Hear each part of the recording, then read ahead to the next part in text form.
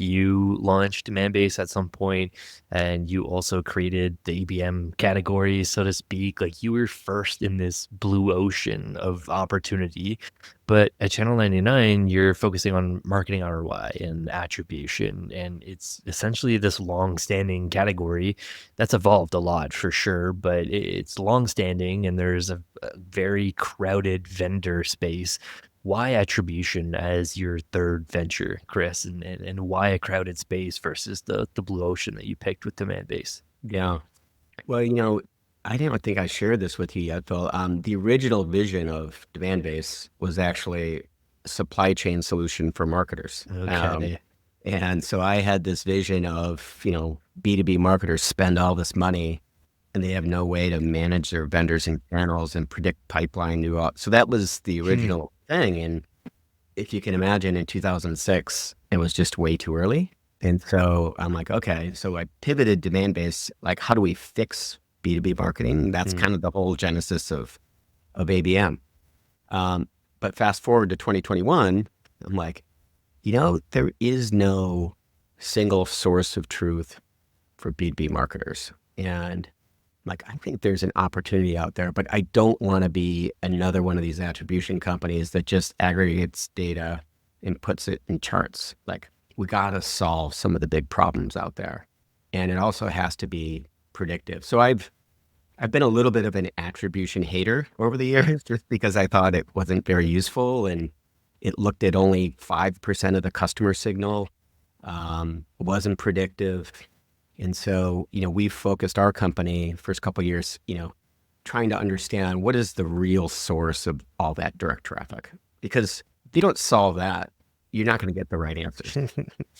And then also, anonymous identification. We wanted to make sure we could get that way more scaled. And so I think solving that data and signal challenge, you now then can come in with AI and really learn and synthesize all that data for much better decision making. So a lot of our focus is, number one, it's how do we help marketers improve their financial performance? That is the goal, and be independent across all the different vendors and channels. So whether you're using 6sense or Demandbase, but also, LinkedIn, Google, Microsoft, Reddit, Facebook ads, it's really important to have, a set of KPIs that really matter. So you can look at everything apples to apples and make the right decisions.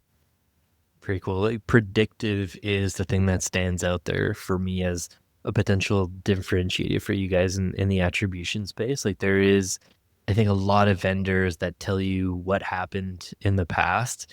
Some do it really well, some do it poorly, and some try to add incrementality as like the next lever on top of that, like helping you figure out how to run experiments and A/B tests and control groups so that you can say something added net number of incremental dollars to the ROI or like the revenue for the company. What you're talking about though is like taking that a step further and taking that historical data, the incremental data, and trying to figure out what will drive revenue. Like, instead of doing something and seeing if it's going to work, we have enough data today to figure out what will be working. Is that a fair assessment? Yeah, exactly, Phil.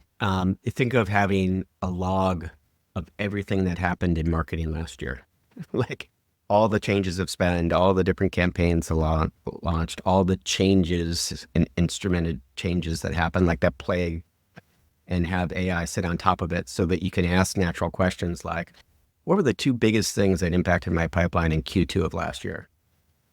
Right now that's a science project to go into. And it doesn't need to be, right? And so I think that's a huge opportunity for marketers.